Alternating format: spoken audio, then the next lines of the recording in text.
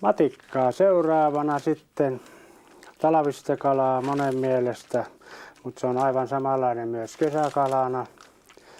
Ja matikassa on niitä käsittelytapoja: nylkeminen, kaapiminen ja vileointi. Ja nyt näytetään kaksi niistä ensin mainittua, eli nylkeminen ja sitten otetaan nuo vileet ihan tuommoisesta nahkallisesta matikasta irti ja näytetään se nahoitus sitten siinä samalla. Ja muistakaapa, että matikka käy ihan samalla tavalla sitten tuossa kesäaikanakin, kun vaan se heti verestetään. Se on turskakalan sukulainen ja verestys on se kaikkein A ja O ja on hyvä sitten keitossa savustettuna paistamalla ihan miten vaan.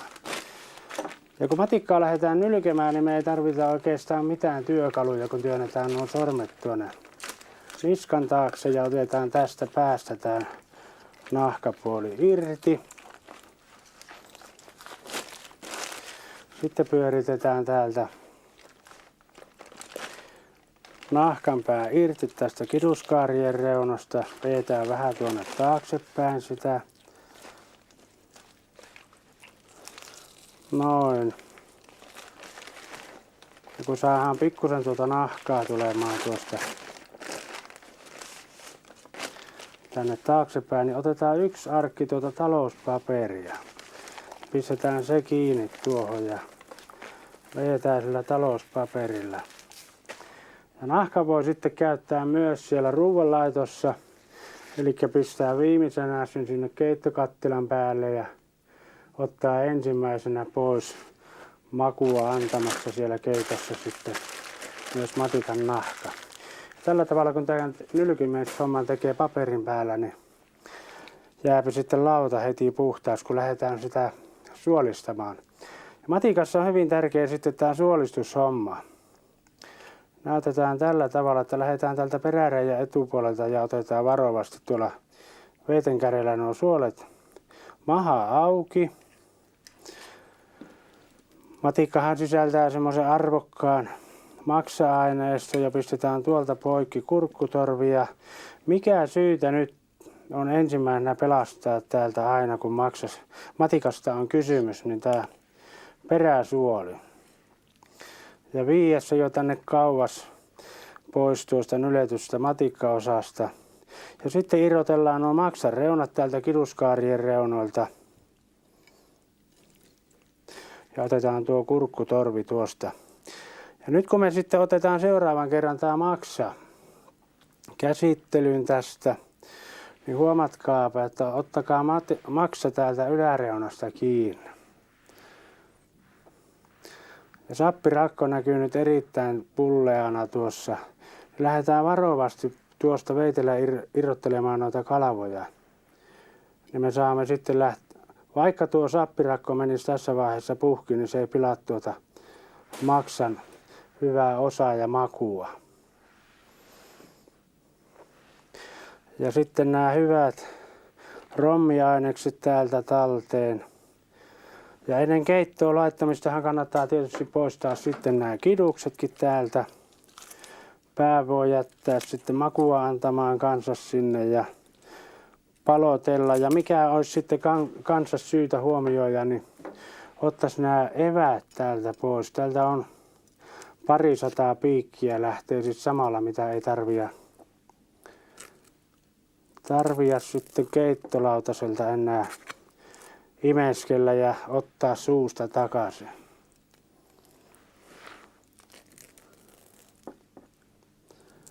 Näin yksinkertaisesti niin saadaan sitten puhas runko sinne keittoastiaan ja tällä tavalla me saamme sitten kaikki hyvät maut talteen. Toinen tapa on tietysti sitten käsitellä tämä matikka vileoimalla.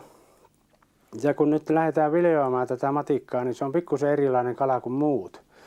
Eli erittäin pyöreä ja täytyy muistaa, että ensimmäisen vileotto irti tästä matikasta niin on erittäin semmoinen vaativa toimenpide, että nuo lihat ei jäisi tuonne selkäruotoon.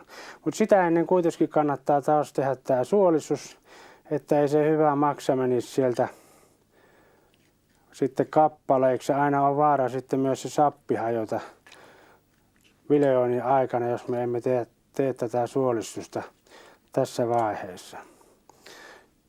Ja jos on tämä matikka joskus ollut kovin syönnillään, niin tämä peräsuoli on aina sitä semmoista niin kuin ilkeän näköistä tavaraa täynnä, niin se kannattaa sitten pelastaa ensimmäisenä aina tuonne sivuun ja sen jälkeen vasta lähtee irrottelemaan näitä muita osia.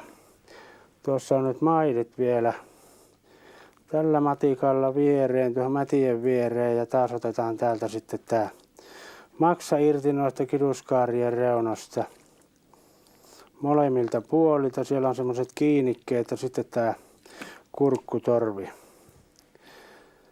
Ja katsotaan vielä tällä oli erittäin pieni maksa tällä matikalla, mutta tämä sape-irrotus tuosta. Vaikka se menisi nyt puhki, niin tuo maksa ei siitä sitten kärsi sen enempää. Ja kun lähdetään ottamaan nyt bilettä irti sitten, niin pistetään taas tämä matikka mahdollisimman suorasti tuonne.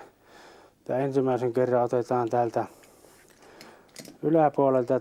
Tässä huomataan nyt, että se on erittäin herkkä kallistumaan ja silloin voi jäädä sitten nuo lihaa, että vähän kovempi on tuo ruoto niin kuin muissa kaloissa, mutta kyllä se menee, kun vain antaa puukon viiltää.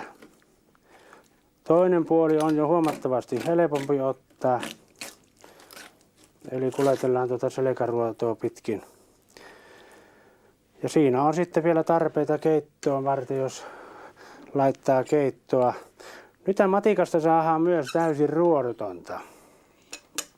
Vaikka tämä nyt ei kovin iso olekaan tämä matikka, niin me saamme kuitenkin kaikki nuo ruodot vielä tuolta pois. Ja se ruodottomuusteko kannattaa tehdä nyt tässä nahkan kanssa.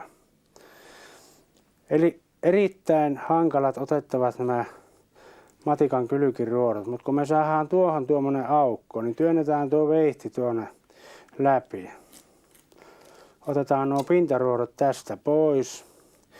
Tullaan ja tehdään tuolta aukko. Telkälihaan tuota saumaa pitkin. Ja tullaan ja tehdään sama tätä kylkilihan saumaa pitkin. Tässä on nyt matikan nämä kaikki ruodot, mitä se sisälti. Ja nahottaminen taas voidaan sitten suorittaa tässä ihan samalla normaalilla tavalla niin kuin muissakin kaloissa. Eli käännetään tuohon lauvan reunalle se.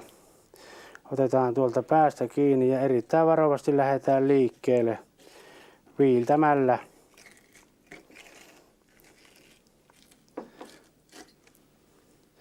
Tässä on sitten täysin ruodotonta matikkavilettä. Maistuu varmaan kelle meistä tahto. Laitetaan sinne soppakattilaan. Ei tarvitse enää ruotoja viedä suusta eikä edestakaisin kuljetella niitä. Eli tuosta mennään. Tuosta työnnetään läpi. Otetaan nuo pintaruodot pois. Tuodaan nuo tuonne takaisin. Ja otetaan tuosta ensimmäinen viilto. On jäänyt tuo evää, mutta me saamme sen pois. Ja sitten toinen viilto tulee tätä puolta, niin ne pystyruodot, mitkä tuolla matikan lihaksiston sisässä on, ne on nyt tässä kasassa. Ja sitten taas tämä nahoitushomma.